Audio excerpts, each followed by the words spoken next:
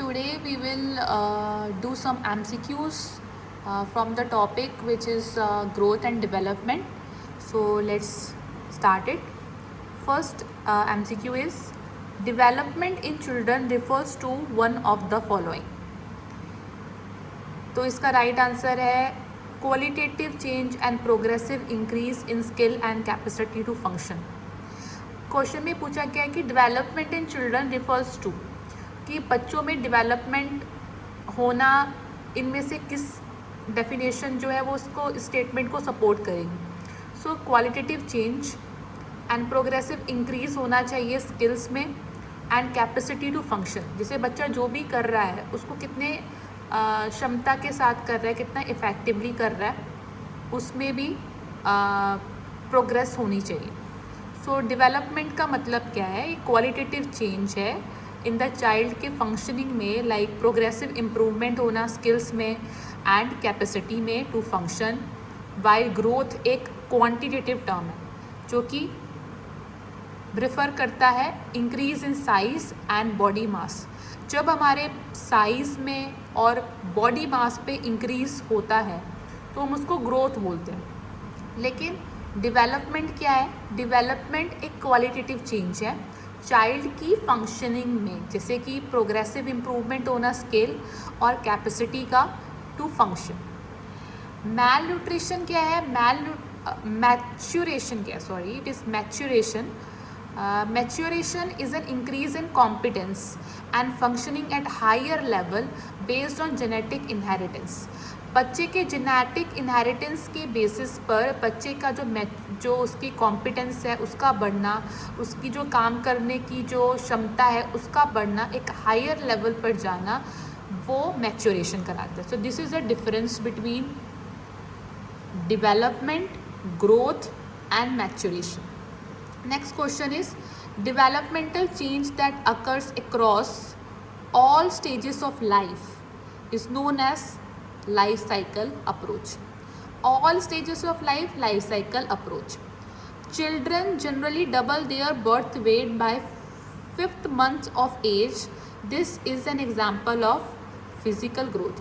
Physical growth, as you can see कि यहाँ पे growth word आया है. जब भी बॉडी के साइज़ में, बॉडी मास में इंक्रीज़ हो रहा है तो यहाँ पे 5th मंथ ऑफ एज पे चाइल्ड का जो बर्थ वेट है वो डबल हो रहा है. तो this is an example of physical growth. ये डेवलपमेंट का एग्जांपल नहीं होगा क्योंकि यहाँ पे उसके स्किल्स और कैपेसिटी इम्प्रूव नहीं हो रही है, यहाँ पे उसकी फिजिकल ग्रोथ की बात की जा रही है.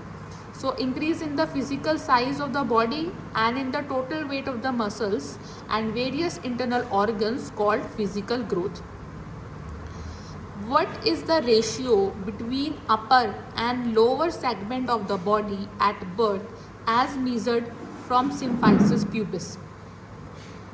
जब हम लोग symphysis pubis से मेज़र करेंगे तो upper segment of the body और lower segment of the body का क्या रेशियो रहेगा? So that will be 1.7:1.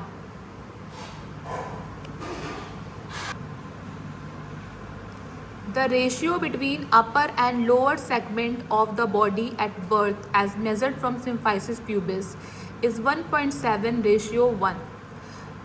ऐसा इसलिए होता है कि अपर बॉडी का जो रेशियो है वो लोअर बॉडी के रेशियो से ज़्यादा है क्योंकि लेग की जो ग्रोथ होती है उस टाइम पे, बर्थ के टाइम पे, वो कम होती है in comparison to the head.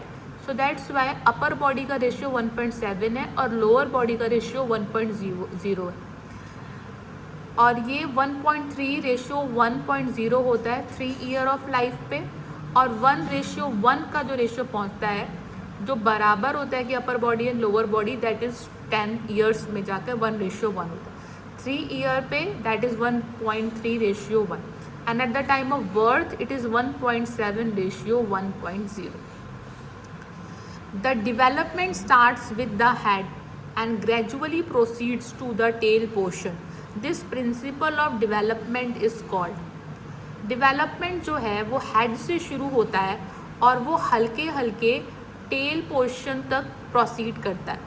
इस प्रिंसिपल जो ये डेवलपमेंट का ये जो प्रिंसिपल है इसको हम क्या बोलेंगे? This is called as cephalocaudal development. Cephalocaudal pattern of development is the principle of maturation that includes motor development, control and coordination progress from the head to the feet. Cephalocaudal pattern में एक type का development है जिसमें कि motor development होता है, motor and control and coordination progress करता है हेड टू फीट. ठीक है, तो यहाँ पे हेड टू फीट सारी चीज़ों डेवलपमेंट होगा वो हेड टू फीट होगा, तब हम उसको सिफेलोकॉडल पैटर्न ऑफ डेवलपमेंट बोलेंगे. Proximodistal pattern of development is the principle of maturation that proceed from near to far. Near to far मतलब central axis of the body, body के central axis से toward the periphery और extremities. तो central axis of the body toward the periphery और extremities, this is called as proximodistal pattern of development. जब भी development का जो पैटर्न है वो head to toe, head to feet रहेगा, that is called as cephalocaudal.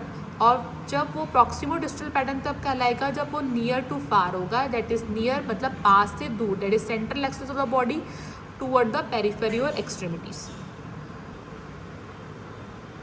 Why is it important for healthcare providers to monitor the growth and development of the children? क्यों important होता है ग्रोथ और development को, बच्चे की ग्रोथ एंड डेवलपमेंट को monitor करना?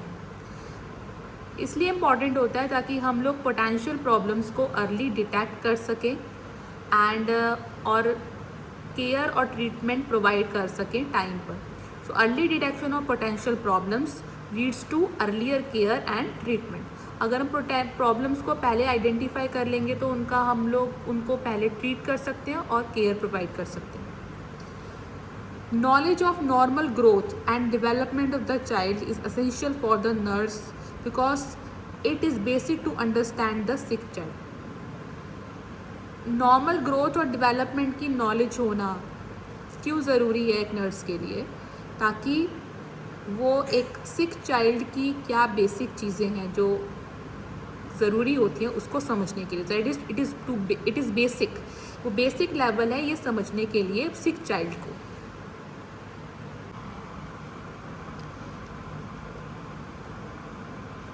Periods of growth are, growth के एक न्यू नेटल पीरियड का मतलब क्या होता है? न्यू नेटल पीरियड का मतलब होता है कि a baby of age group 0 to 28 days. 0 to 28 days का जो एक पीरियड होता है उसको हम लोग न्यू नेटल पीरियड बोलते हैं. तो उसके ये 3 पार्ट्स में वो डिवाइडेड होता है.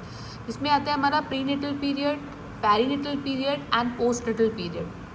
प्री नेटल पीरियड जो होता है उसमें हमारा ओवम, एम्ब्रियो और फीटस आता है. ओवम हम तब बोलते हैं जब 0 to 14 डेज़ का होता है, embryo 14 days to 8 weeks and foetus हम बोलते हैं 9 वीक्स टू बर्थ. 9 वीक से लेकर बर्थ तक का फीटस बोलते हैं. 14 डेज तक से 8 वीक्स तक एम्ब्रियो बोलते हैं और 0 to 14 days that is called as ovum. So prenatal period में हमारा ओवम, एम्ब्रियो और फीटस आता है. फिर आता है perinatal period, that is 22 week of gestation से लेकर टिल 7 डेज ऑफ बर्थ.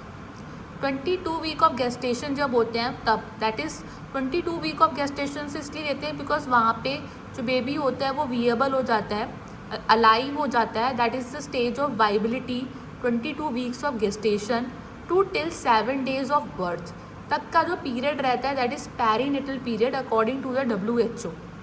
फिर आता है postnatal period. Postnatal period में हमारा न्यूनेट्स आता है जिसमें कि अर्ली न्यूनेटल पीरियड होता है जो कि first week of life, that is first 7 days of the birth of the baby, उसको हम लोग अर्ली न्यूनेटल पीरियड बोलते हैं. एंड लेट न्यूनेटल पीरियड होता है that is from 7 days to 28 days. 7 days से 28 डेज तक का जो पीरियड होता है वो लेट न्यूनेटल पीरियड होता है. सो न्यूनेट हमारे कहलाते हैं जो फर्स्ट 4 वीक ऑफ लाइफ, और उसको बोल सकते हैं 0 to 28 डेज. तो first 4 week of life after birth और 0 to 28 डेज जो होते हैं वो हमारा न्यूनेटल पीरियड कहलाता है, जिसको कि हमने 2 पार्ट्स में डिवाइड कर रखा होता है, अर्ली न्यूनेटल पीरियड और late neonatal period. Early neonatal period होता है फर्स्ट वीक ऑफ लाइफ और we can say first 7 days. Late neonatal period होता है from 7 days to 28 days. Infant जो फर्स्ट ईयर ऑफ लाइफ होता है, मतलब 28 days to 1 year infant. Toddler 1 to 3 years के बेबी को बोलेंगे। And preschool early childhood 3 to 6 years. And school age child middle childhood, that is 6 to 10 years in girls and 6 to 12 years in boys. Prenatal period of growth consist of, जैसे कि हमने पढ़ा था कि prenatal period में ovum आता है 0 to 14 days, फिर एम्ब्रियो आता है 14 days to 8 weeks, and then foetus आता है 9 वीक्स टू बर्थ। तो ये हमारा प्री नेटल पीरियड होता है जिसमें हमारा ओवम, एम्ब्रियो और फीटस आता है। तो इसमें हमारा राइट आंसर होगा ovum, embryo and fetus. Period from conception to birth, conception से लेकर जो बर्थ तक का पीरियड होता है that is prenatal period, जिसमें कि ओवम आता है which is conception to 2 weeks और we can say 0 to 14 days, embryo 2 to 8 weeks and fetus 8 weeks to birth. The stage of the embryo in which all the body parts can be identified, embryo की वो stage जिसमें कि हम सारे parts को identify कर सकते हैं, उसका नाम क्या होता है? That is gamete, zygote, foetus या egg.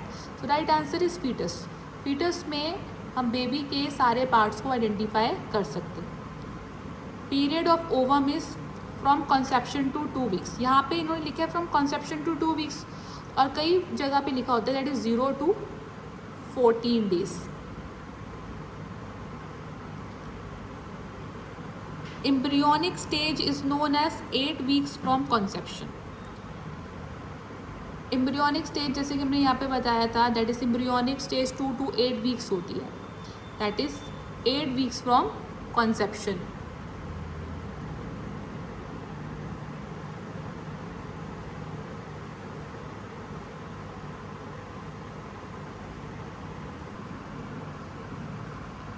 The developing offspring until 8 weeks after implantation. Until 8 weeks from conception we already know that is embryo. 7 weeks after the conception the growing structure inside the uterus is now called embryo. Embryo change into fetus after 8 weeks के बाद जो embryo होता है वो fetus में change होता है, क्योंकि फीटस का जो टाइम पीरियड होता है that is 9 weeks to birth. 8 weeks के बाद जो एम्ब्रियो होता है वो फीटस में चेंज होता है। In the stage of growth and development the infancy extend from, this is not the right answer.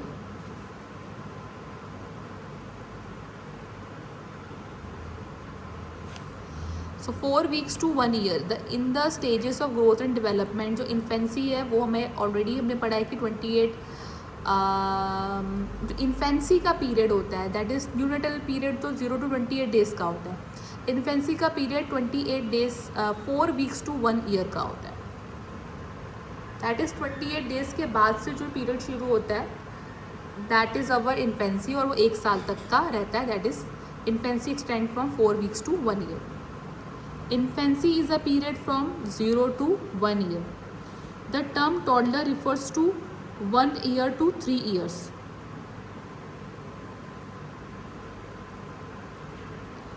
Pre-adolescence age is 12 to 14 years. Adolescence में हमारा प्री-एडोलेसेंट एज आता है जिसको कि हम लेट चाइल्डहुड बोलते हैं, that is 10 to 12 years in girls and 12 to 14 years in boys. Pubescent 12 to 14 year girls and 14 to 16 year boys, and post-pubescent 14 to 18 year in girls and 16 to 20 year in boys. It is up to you that you want to remember it or not. The main thing is that pre-adolescent age जो होती है वो 12 to 14 years तक की होती है, and this is mostly asked in the examination if this type of question will come. Total blood volume of a newborn at birth, that is 80 ml per kg. Which among the following hormone helps responsible for skeletal maturation of fetus? Skeletal maturation of fetus के लिए कौन सा hormone मदद करता है? That is thyroxine. Skeletal growth of fetus occurs by thyroxine, which secrete from 12 weeks onward of the gestation. Gestation के 12 weeks के around thyroxine secrete होता है जो कि स्केलेटल मैच्योरेशन कराता है फीटस की. ग्रोथ हार्मोन का कोई भी रोल नहीं होता है ग्रोथ में इंट्रायूट्राइन लाइफ के दौरान. Tissue growth into foetus occur by insulin and insulin growth factor 1. जो टिश्यू ग्रोथ होता है, जो ग्रोथ होती है टिश्यूज़ की फीटस में, वो कौन कराता है? उसके लिए रिस्पॉन्सिबल होता है इंसुलिन और insulin growth factor 1. Skeletal maturation के लिए फीटस के थायरॉक्सिन हार्मोन रिस्पॉन्सिबल होता है जो कि 12 वीक ऑफ जेस्टेशन के अराउंड रिलीज होता है और स्केलेटल मैच्योरेशन कराता है फीटस का. ग्रोथ हार्मोन का कोई रोल नहीं होता है ग्रोथ में इंट्रायूट्राइन लाइफ के टाइम पे. टिश्यू ग्रोथ जो होती है फीटस में वो होती है बाय इंसुलिन और इंसुलिन ग्रोथ फैक्टर 1 की वजह से. Among these, which is the best indicator for health and nutritional status of children? Best indicator जो कि बच्चे की हेल्थ और न्यूट्रिशनल स्टेटस के बारे में बताता है वो होता है wait.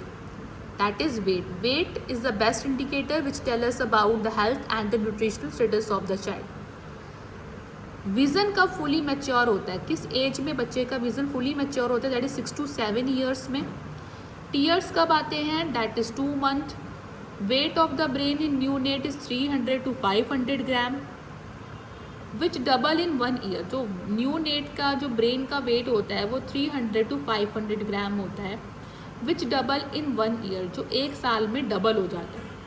Normal time of first period of reactivity after birth of the child is. First period of reactivity कब होती है? That is 6 to 8 hour of birth. Birth के 6 से 8 घंटे के बाद फर्स्ट पीरियड ऑफ रिएक्टिविटी देखी जाती है. अब पीरियड ऑफ रिएक्टिविटी होता क्या है?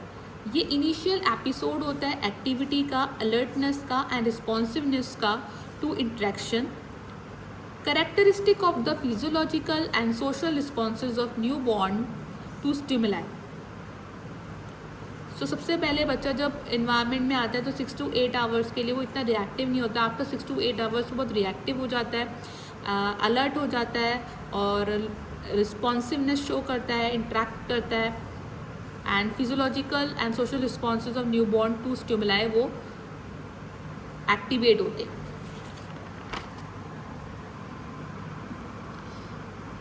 तो जो हमारा फर्स्ट पीरियड ऑफ रिएक्टिविटी है that is first 6 to 8 hour after birth. During this period first 30 minute child is very active.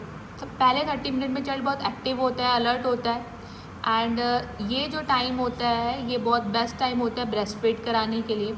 30 minute के बाद चाइल्ड डीप स्लीप में चले जाता है for rest of period of first period of reactivity. Common assessment finding during this period include transient tachypnea. Transient tachypnea का मतलब होता है कि बच्चे का जो रेस्पिरेटरी रेट होगा वो बढ़ेगा लेकिन आफ्टर सम टाइम वो आफ्टर 24 आवर्स 48 आवर्स के बाद वो नॉर्मल हो जाता है. Nasal flaring, sternal retraction, crackles, tachycardia, irregular heart rhythms. After 6 to 8 hours sleep, 6 to 8 hour की नींद लेने के बाद न्यूबॉर्न जागता है और उसको हम लोग बोलते हैं second period of reactivity. It's normal duration is 2 to 5 hours. 2 से 5 घंटे की इसकी ड्यूरेशन होती है. इसमें न्यूनेट दोबारा से एक्टिव और अलर्ट होता है.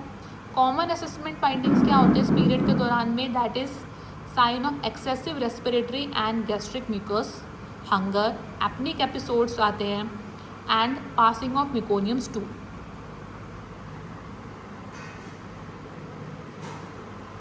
About 1 hour after birth, nurse can expect a neonate to be. Birth के 1 घंटे के बाद नर्स एक्सपेक्ट कर सकती है कि बच्चा रिलैक्स होगा और क्वाइटली सो रहा होगा. तो this is a normal finding. अगर बच्चा बर्थ के 1 घंटे के बाद रिलैक्स है और आराम से सो रहा है तो it is a normal finding. There is nothing to worry about it.